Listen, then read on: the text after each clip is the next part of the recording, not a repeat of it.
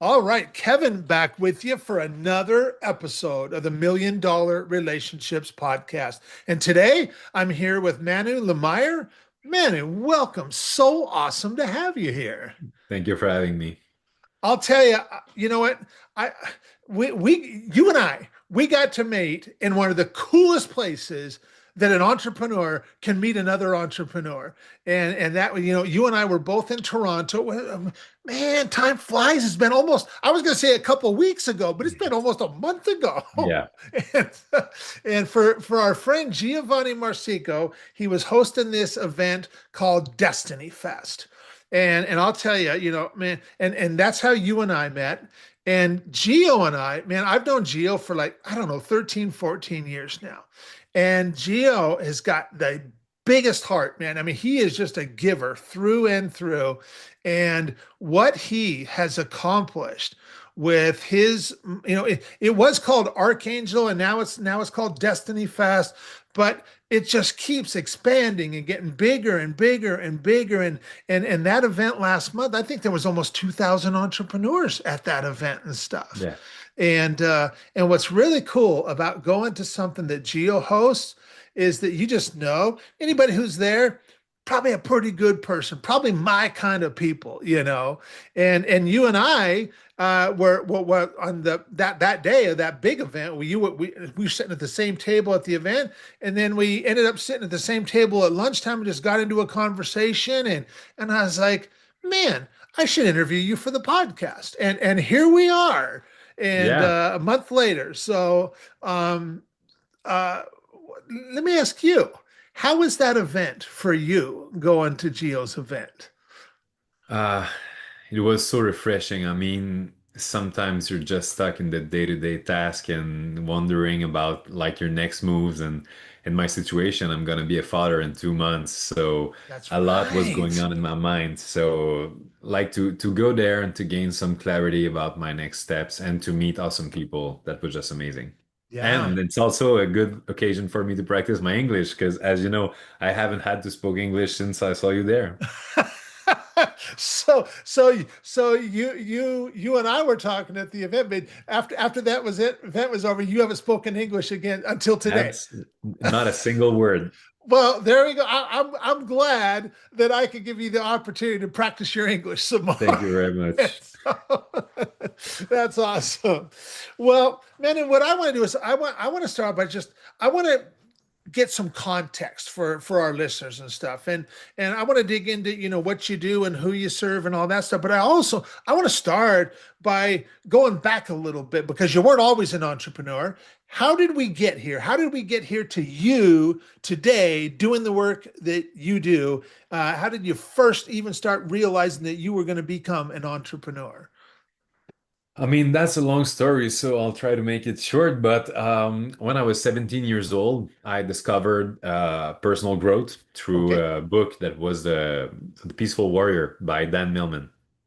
And this book completely changed my life because from the time I was born to my 17th birthday, I felt my whole life like I was a victim because I had a really troubled childhood. My father was a violent man, drug abuse, alcohol, in and out of jail, everything you can imagine. And me and my mom, we had to be like homeless for some times to escape this situation. So for most of my childhood and teenage years, I was just feeling like life is unfair, and I don't have the same opportunity as my friends and stuff like that. So when I discovered self-growth, it was like I was hit in the face with some of the most amazing sentence I have ever heard in my life. For example, Tony Robbins once said, if you want to point fingers saying you don't have the life you want because of him or her or the events or God or everything, you have to start giving credits to everything else for your success. So I took full responsibility of my life and my result, and I understood that even though I didn't have maybe the same chances as other people when I started my life, I would always have the control on the one thing that no one could ever take away from me, and it's the man I could become. So I started this like self. self-help, self-healing journey. And I was changing so fast. I was like expanding my awareness, getting happier, feeling lighter, feeling more confident and not being as affected by everything as before. So my transformation was that big that everyone around me started to ask some question like, how did you do it? How did you manage to change so fast and so much? And then I just started to, in French, of course, but share the wisdom, share the knowledge, share the lessons that I have learned along the way. And then I just always wanted, I didn't sell it at first as a business or as a way to make money or stuff. I just wanted to share the same way that you would discover a new restaurant and you want to share it with everybody because the food is so good. So I Yeah. just wanted to share it to as many people as possible. And then it makes me feel good to just spread joy and, spread awareness about like personal growth and stuff like that. So it started this way. Yeah. Well, man, what a great, and man, when you shared about your childhood, man, I really felt you. I I didn't have that kind of childhood, but I had two of my friends that they did have that kind of childhood, and my wife Lisa, who we just celebrated our 20th anniversary a couple months ago. She had that kind of childhood, and a father like that and stuff. That he's passed away now, but boy, I have heard so many stories from her about from just those times when she was much younger and stuff, and like you said, being homeless at times just to get out of there, Yeah. and in their situation, he would come find them again, Exactly. Yeah. and It and took us many years to get rid of him. yeah, yeah, and well, so let's look at today. So, because I know when you were telling me about what you do when we were at Gio's event last month, I was totally fascinated. So let's talk about your business now and what you do and what that looks like. All right. So, uh, first of all, when I started, like I explained earlier, to help those people, I didn't realize that at the time, but it was really having a great impact on them. So the words began to like spread around, my school, my university, and stuff like that. That I was the guy that could help you change your perception about like stuff in life. And I started writing some articles for the school newspaper and stuff like that. And then after I quit university, I just took all my articles, my blogs, articles, and I put them online on a Facebook page. It was in 2009 at the time. Okay. And for 6 years, I think I just posted articles on a daily basis, writing about life, happiness, mindset, everything that's related to self-growth. And then one day, I didn't have the time to write an article, so I just decided, okay, I'm gonna just make it fast and do a quick video. But it was in January 2015, so no one at the time was really filming himself in a selfie mode talking about life. And that video went viral. Wow. And that was my first time ever recording myself. So it was kind of crazy because, the result and the views and the shares and the comments and all that stuff. So I decided that I was going to do more of them. So every day, for many years, I posted videos online and it helped me grow exponentially. I went viral in 45 countries. I had million views. It was like completely crazy. My fan page went from like it took me 6 years to gain 3,000 followers. Okay. And then in one summer, I gained like 100,000. That was completely crazy. Wow. Yes, Wow. so because of this new like popularity around what I was doing, then people start to I didn't have enough time to help as many people as possible because I was doing only, I'm doing those videos, but sometimes people write to me in private and they ask me for advice about their situation and stuff like that. So that's when I realized that if I'm gonna be able to help many people, I might as well, take some of my knowledge in this area and build a program around it. So that's when I started like selling online. And in September 2015, I sold my first program, and it was $500 at the time, Okay. and I was 24 years old, and 150 people bought it in a week. That completely 150 changed people my bought it life. in a week for $500 each. Yeah. Okay. Nice. So Nice. that completely changed my That was a life, and good week. yeah, that was a good week. And the highest amount that I ever had in a year previous to that was 15,000 in a year. 15,000 in a year. Well, Yeah, now you because I just did that was in a week. I'm just trying to figure out the math. That was in a week, right? Yeah. yeah, Yeah. yeah. So I did like 5 times my annual income in a week In a at week. 20. Yeah. Yeah, it was completely crazy. It changed not only my financial situation, but my perception of my work because I was like, oh, now people are not only listening because it's free. They're willing to pay to work on themselves, and they're saying to me that there's value in what I do. So that was a key moment in my life. Yeah. Wow. Wow. So that's really fascinating. And and I hear these stories a lot where, well, especially, we've had, I don't know, 320 episodes of this podcast now. And so I get to hear some really awesome stories, there is this recurring theme though of people just doing their thing and then chugging, chugging, chugging, chugging, and all of a sudden Yeah. it just takes off, just like you just shared. It takes 7 years to build an overnight success. That's Yes, like the yes. crazy part. Yeah, yeah, yeah. So, um, what inspires you most about the work that you get to do, Manu?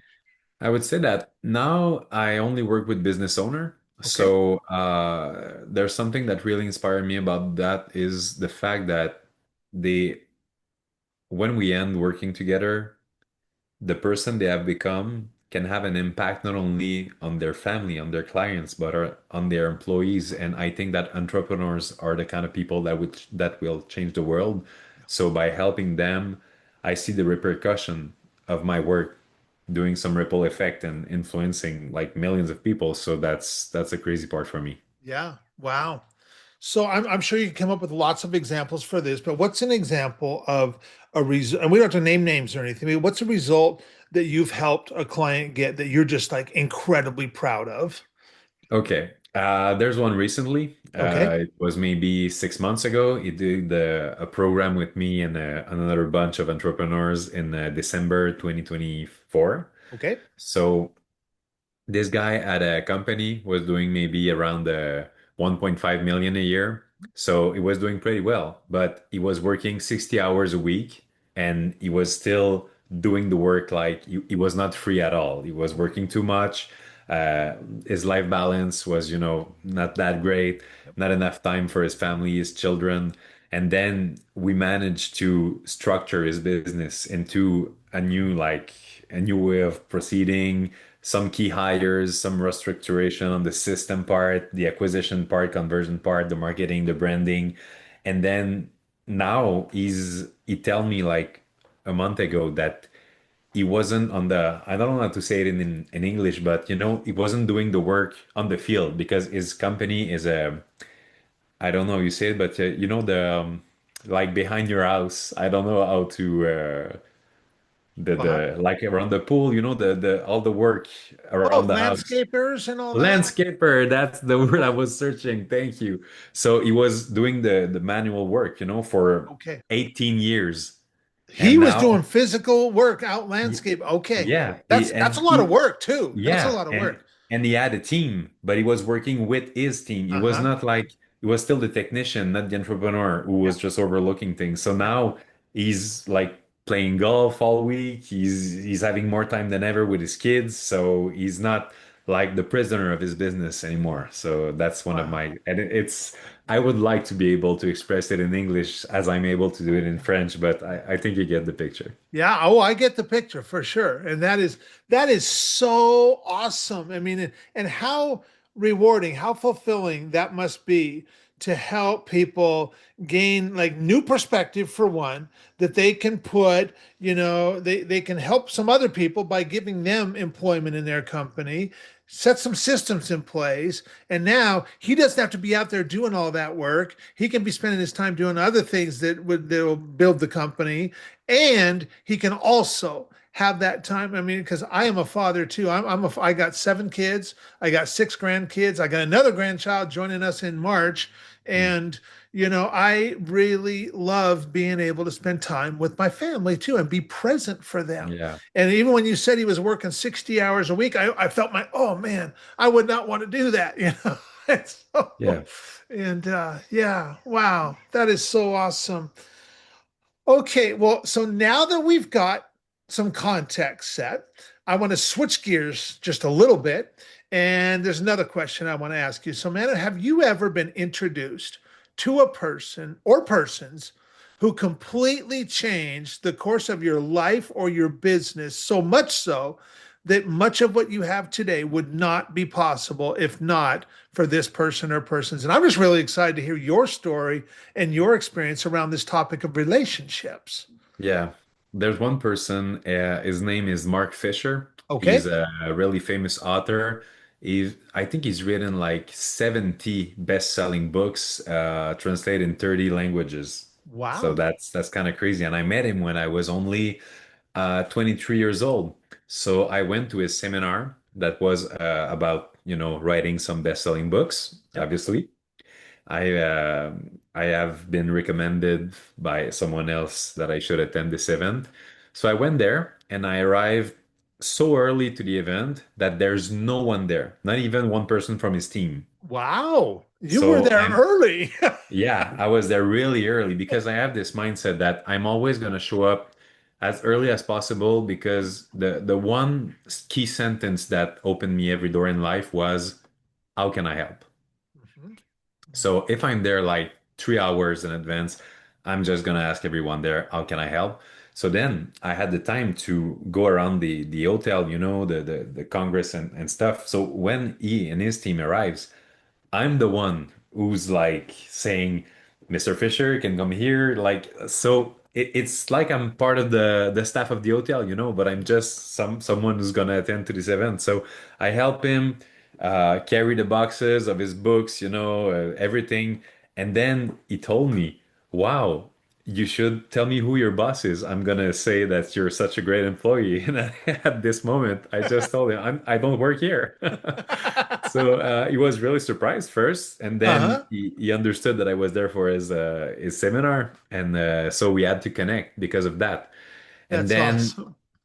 by the end of the day, I had spoken to some people in his team, and one of them was Marie-Ève, and Marie-Ève was the one responsible for like coordinating and hosting his events around the country and stuff like that. And when she heard me talk about my life story, she told me, "Have you ever thought about becoming a speaker and share your message?"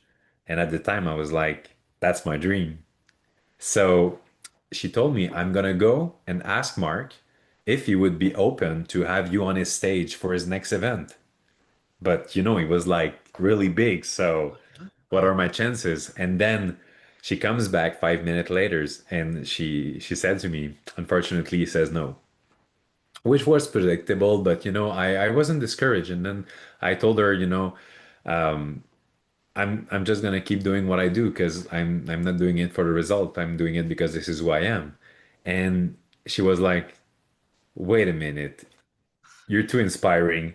Give me 1 sec, I'll be back. And then I saw her. She's going like to see Mark, and I can see them from afar, like they're having this conversation. And Marie-Ève is like, and I see she's getting mad at him. And then she comes back 2 minutes later and she's like, he said yes. So I asked her, like, how did you do it? How did you manage to have him say yes? And she told me, I put my job on the line. wow. I said to him, Wow. if you don't give this kid his chance, I'm not working for you anymore. Yeah. Wow. So Mark gave She me really believed in you, Manu. Yeah, Yeah. absolutely. Yeah. And Mark gave me my chance. It was only 5 minutes Okay. in front of his next like big events, which was 1 year from now, in Okay. front of 350 people. And you know what? I told myself, what can I really do to impact those people in 5 minutes? This is not enough time. Like I go on stage, hi, my name is Manu. Goodbye, thank you for being here. It's not long enough. So I took a bet on myself. And this was a bold move, but I told myself, I will do 20 minutes, not five. But I will make the best 20 minutes no one will have ever heard in this place. So this is going to be so good, so touching, so powerful, so moving that it will never like be at the back of the stage showing me that my time is up. So I took a bet on myself. And then 1 year later, I went to Quebec City.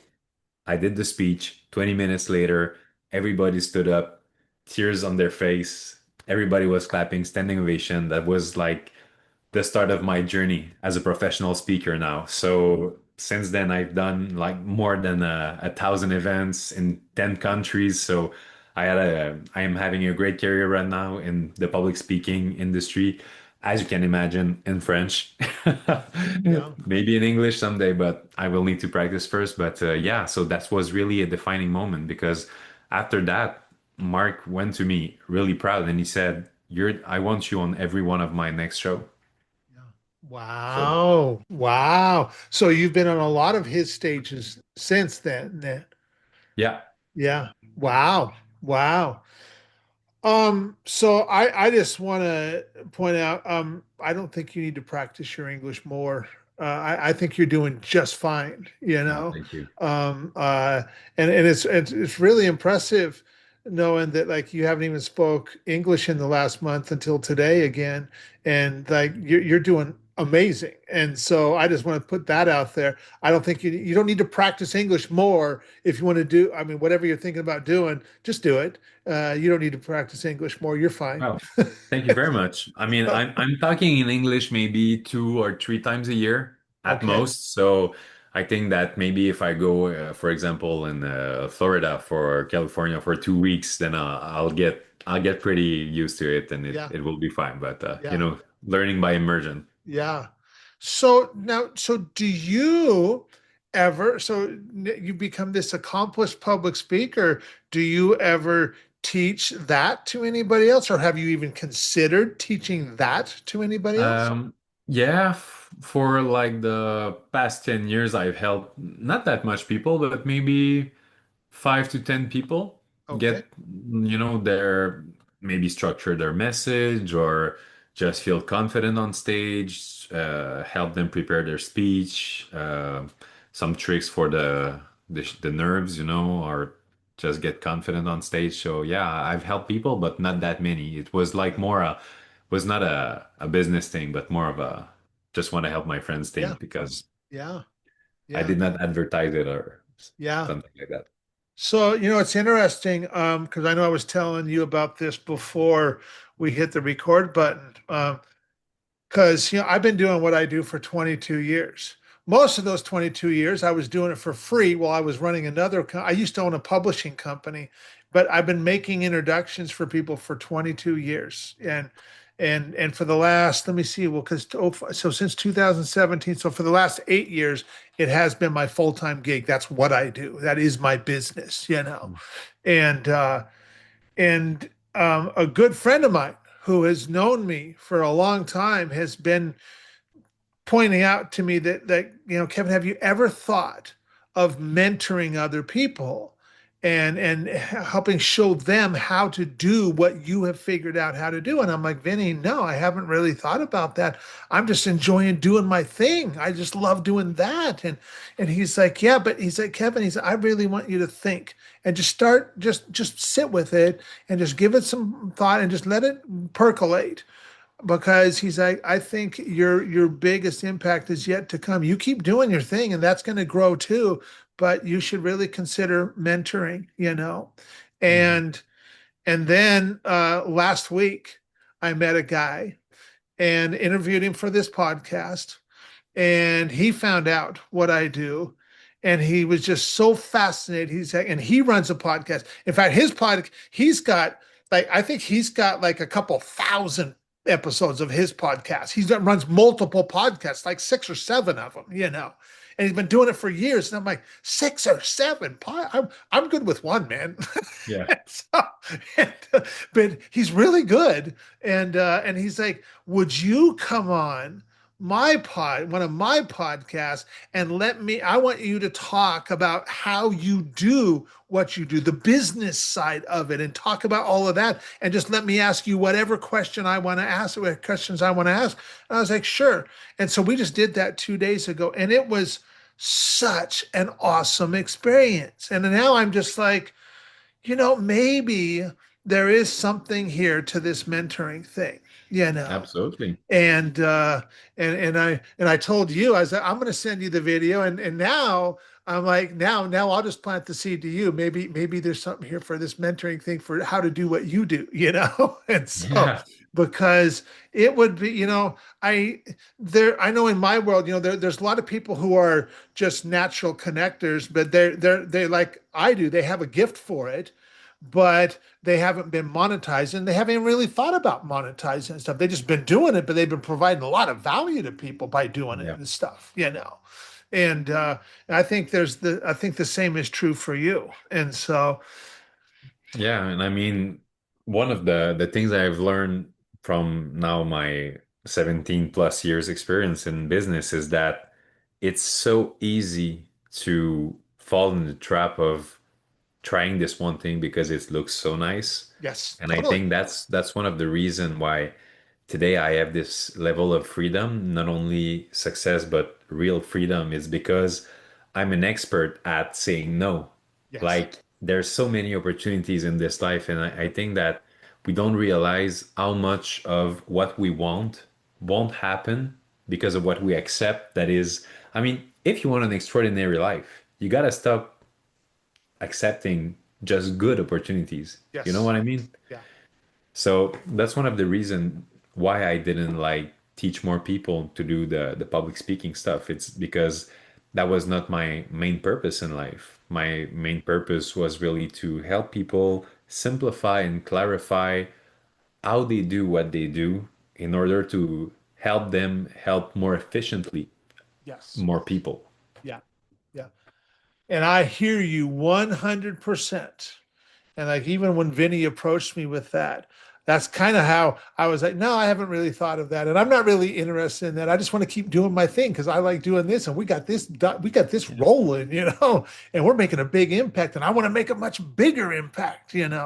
And Yeah, but I mean, if something is aligned with the impact you want to have and you think it's going to help you get there faster or to have an even bigger impact, you go yeah, all in. yeah. Well, I don't usually do this on this podcast because I don't usually talk about my thing. But after doing this interview with Cliff this week, I was like, man, that was really cool. And Yeah. now I'm thinking, like, what if I did start helping these people who were just naturally gifted, really good connectors? And I helped them by showing them how to do what I do. And then what if we all started comparing notes?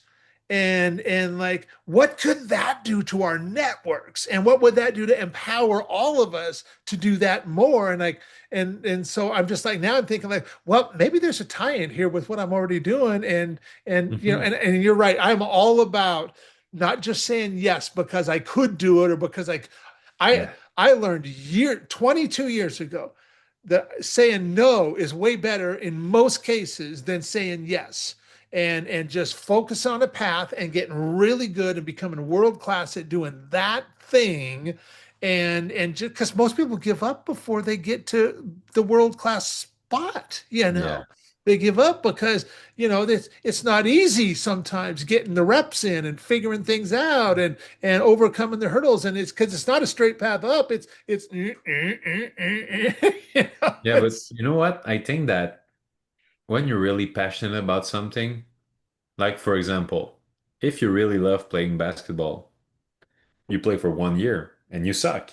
You That's play right. for 2 years and you suck less. That's right. And then, but you never question yourself about like, am I gonna keep playing or not? Because you just love that. And even Yeah, though you would lose all your game, you would just keep playing because you love the sport. that's right. And I think that with business, the only thing that kept me going through the years is that I wasn't after a result.